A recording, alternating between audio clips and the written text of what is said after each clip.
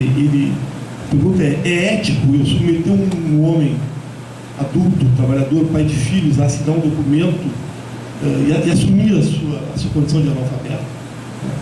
Então, questões como essa, que são exigidas no campo das ciências sociais, que deveriam ser adaptadas de uma forma um pouco diferente, e são dificuldades. Então, eu diria assim, a nossa formação pode ser uma dificuldade.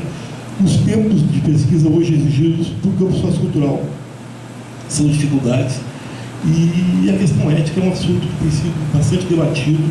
E, por exemplo, no campo da antropologia brasileira, o pós-graduação da antropologia brasileira, da URGS, costumam não encaminhar para os comitês de ética, eles fazem outras lógicas da ética. São três problemas, assim, possíveis de ser discutidos.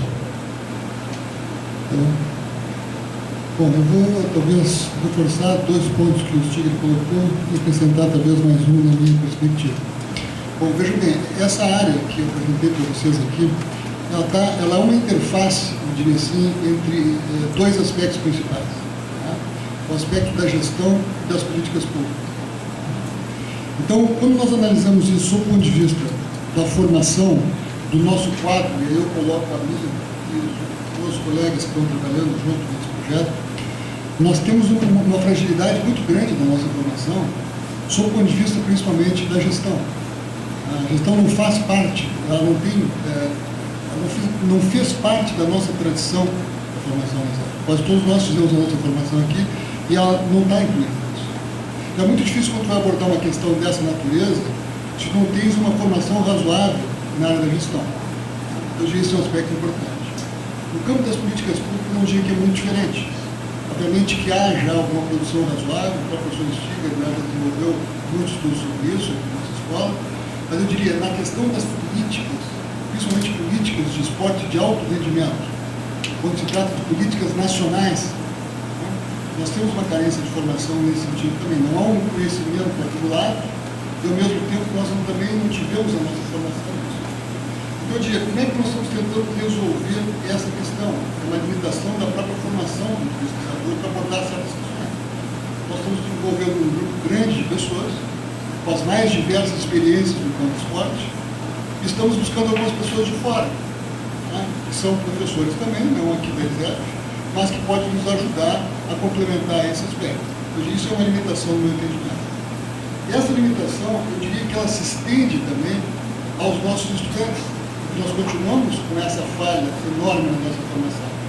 Agora, no novo projeto, né, que o professor Alex e outros professores nossos trabalharam intensamente, acho que nós estamos começando a dar conta desse problema. Nós colocamos disciplinas de gestão, mudamos um pouco a configuração, o nome agora, mas as preocupações com políticas, gestão, isso está mais colocado. Eu acredito que isso possa melhorar a formação do estudante que depois se engaja nesses tipos de projetos aqui. Eu falo exclusivamente desse projeto, que é o projeto mais na área da gestão, da interface da gestão e da política pública. Bom, há uma série de outros conhecimentos necessários aqui. Por exemplo, legislação. É muito difícil trabalhar hoje com financiamento do esporte, principalmente quando se trata de financiamento público, se não entende nada de legislação. Então, tu precisa de conhecimentos dessa área. Precisa de conhecimentos de economia do esporte, pelo menos algumas coisas básicas relacionadas com isso. Na área da gestão de pessoas, gestão de recursos financeiros, quer dizer, gestão de projetos, são vários aspectos que estão colocados ali.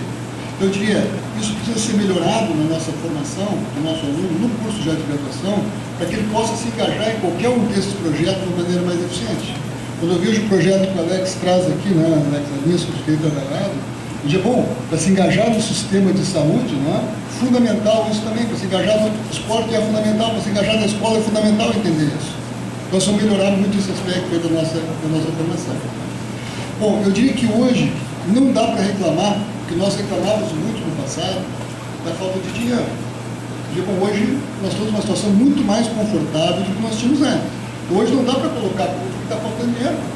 Nós vemos aqui esse projeto de 4 anos, projeto do Alex 4 anos, projeto do Stigler de desenvolvimento, Silvana, todo mundo. Nós temos muito dinheiro hoje para pesquisa na educação física brasileira. Eu digo, bom, nós temos que identificar justamente esses nossos pontos fracos e a partir daí atuar. Eu diria que envolve muito a formação na graduação e, no caso específico da gestão, dos seus próprios professores. E, para temas dessa natureza, ele envolve uma abordagem que eu chamaria assim, uma abordagem integrada. ela precisa conciliar e aproximar conhecimentos, experiências, competências de diferentes áreas. E aí é muito difícil trabalhar sozinho nisso. Você tem pessoas que nós vamos encostando de várias áreas para poder trabalhar coletivamente. Então, aquela ideia do pesquisador trabalhando sozinho, né, mesmo ele como um líder, como equipe, isso fica mais complicado. Hoje é necessário fazer parcerias, porque sozinho já não se consegue dar conta. Buscar aquilo que tem de expertise de uma outra universidade, dando outro grupo de pesquisa, para nós podermos dar conta. Eu iria mais ou menos por aí. Obrigado. Bom, a pergunta é complexa mesmo, né, Silvana? Ela ter já anunciado que ia fazer a pergunta complexa antes da mesa. Bom, eu também vou na mesma linha dos dois colegas, né? Acho que um dos maiores problemas que a gente tem refere às pesquisas já começa lá na iniciação científica, né? A gente vê que quando a gente vai trabalhar com alguns alunos de iniciação científica, eu imagino que o próprio Adroaldo também na disciplina já perceba essa dificuldade, né? Ou seja, a dificuldade de poder pensar um projeto e escrever sobre esse projeto, poder colocar as ideias no papel, independentemente de elas serem da área mais qualitativa ou quantitativa, ou seja, pensar um pouco. Para nós, assim, é muito difícil os alunos com uma dificuldade grande na escrita, na leitura e na interpretação, né, e imagino que para as áreas que demandam mais a questão da estatística, eu noto que também deve haver uma dificuldade na questão do pensamento lógico-matemático, né, que às vezes pode também trazer algum prejuízo na parte mais da... O tempo de pesquisa, como o Tigre falou, realmente é algo que é bastante complicado, ainda mais se a gente tiver que trabalhar nessa outra perspectiva aqui com os alunos. O escopo da formação, como o Betão também levantou em educação física, tanto na graduação quanto na pós-graduação, nessa reformulação curricular a gente teve uma questão que eu acho que foi a grande questão de todos os pequenos problemas e avanços que a gente teve no nosso currículo, é de voltar para o campo da atuação, né? Ou seja, se o sujeito vai trabalhar num CAPS ou numa estratégia de saúde da família, ele está trabalhando dentro de um sistema, que é o Sistema Único de Saúde.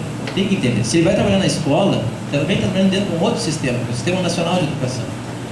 Não se trata de algo isolado, né? O sujeito pode implantar em cada um desses sistemas um modo específico da educação física sem dialogar com esses sistemas, né? E isso também implica na formação, ou seja, o sujeito precisa entender que ele está dentro de um sistema, né?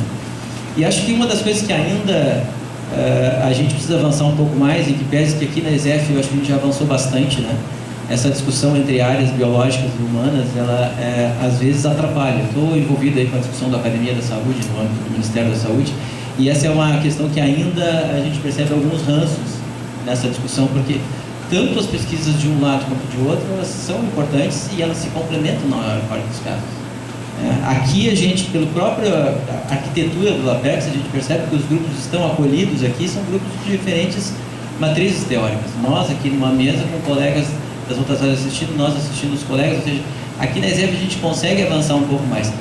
Talvez a gente consiga avançar mais ainda quando a gente fizer projetos integrados entre essas duas áreas. Aí sim, eu acho que a gente ia conseguir poder dar um exemplo para o Brasil em relação a essas questões de áreas que já, no meu ponto de vista, está ultrapassado, porque os objetos de estudo são diferentes, mas eles são complementares. E o fato de ficar, às vezes, se policiando, né, porque isso aqui é mais ou menos rigoroso, ou isso aqui é mais ou menos importante para o campo da educação física, acho que com algumas exceções a gente já superou bastante aqui na ESEF. Ou seja, a gente já consegue perceber que os rigores existem e são de ordens distintas, mas são igualmente rigorosos, né, nos trabalhos.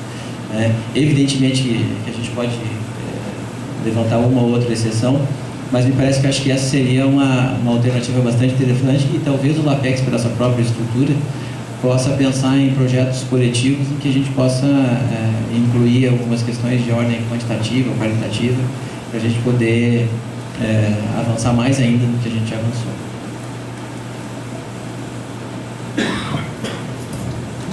Mais alguém gostaria de fazer alguma pergunta? Se não, considerando o adiantado da hora, gostaria de encerrar e agradecer aos três colegas pelas suas falas e convidar a professora Flávia para fazer o encerramento das atividades de hoje. Primeiro é corrigir a minha falha e agradecer publicamente à professora Silvana e ao SEMI pela exposição maravilhosa que contou um pouco mais a história do LAPEX.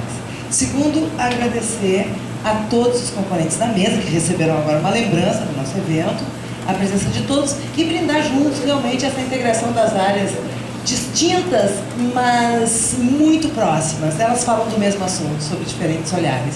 Mas eu estou emocionada com esse dia, eu espero que os próximos dias sejam tão bons. Agradeço a todos e desejo um ótimo evento para nós. Uma boa noite a todos, muito obrigada.